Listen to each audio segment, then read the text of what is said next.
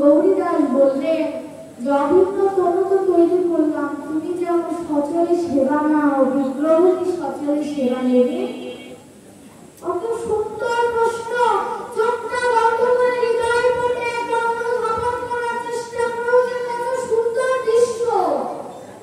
আমার বলা তখনই সার্থক আপনি যখন হৃদয়ে অঙ্কন করতে পারবেন। সেটা যে কোনো চেহারা দিয়েই অঙ্কন করতে পারে, কিন্তু হৃদয়ে স্থাপন করতে হবে।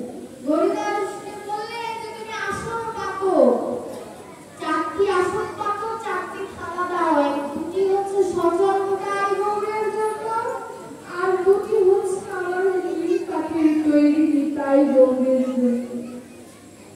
আসন পেতেছে গৌরীদাস, যখনই আমার নিতাই গৌর রাধা কৃষ্ণের নাম স্মরণ করে ভোজনে হাত দিয়েছে, আমার ওই অচল বিগ্রহ সচল হয়ে কৃষ্ণ নাম দিয়ে সেবা নিচ্ছে আর বলছে যে গৌরীদাস নিতাই গৌরকে ছেড়ে দে, আমার ধন, আমাকে কি তুই ভালোবাসবি না?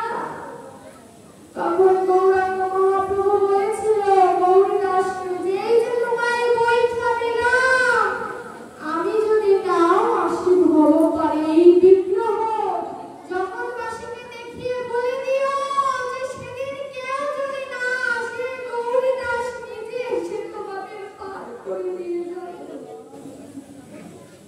কিন্তু আমি তো আর সে নিবেদন করতে পারি না গৌরীদাসকে অথবা গোবিন্দকে বা গৌরকে। আমি নিবেদন করি ভক্তের চরণে যে হে ভক্ত, আমি জ্ঞানহীন, ভজনবিহীন, না আছে শ্রদ্ধা, না আছে ভক্তি।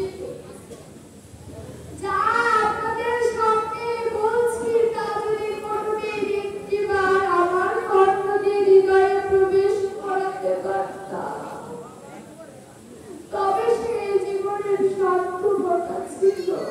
কিন্তু হায় মানব জগতে, ব্রাহ্মণ বলে জন্মতে কোনো কিছু ধরে রাখতে পারলাম না প্রভু হে।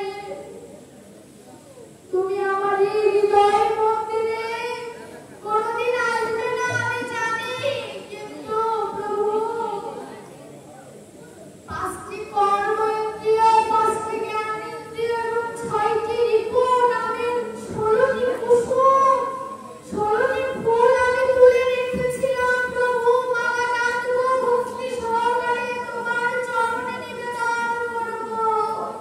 কিন্তু প্রভু মালা গাঁথার আগেই তো তুমি যমরাজকে আমার গৃহে পাঠিয়ে দিলে আপনাকে নিয়ে যাওয়ার জন্য। এখন এই বিফল মালা আমি কি করবো? যমরাজও তো একজন বৈষ্ণবদের মধ্যে পড়ে। হে যমরাজ, তুমি ক্ষণিক দাঁড়াও, এই বিফল মালার ফুলটি দিয়ে তোমার চরণ অন্তত ঢাকি।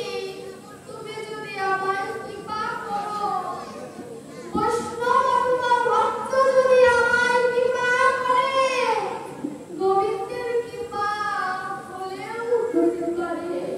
এই চক্ষু করবো আরতি করি, তোমায় আরতি করবো প্রাণবন্ধু, কবে আসবে গৃহে তোমার চরণ সেবিব আমি, এই অধম দাসী অপেক্ষা করে আছি প্রভু।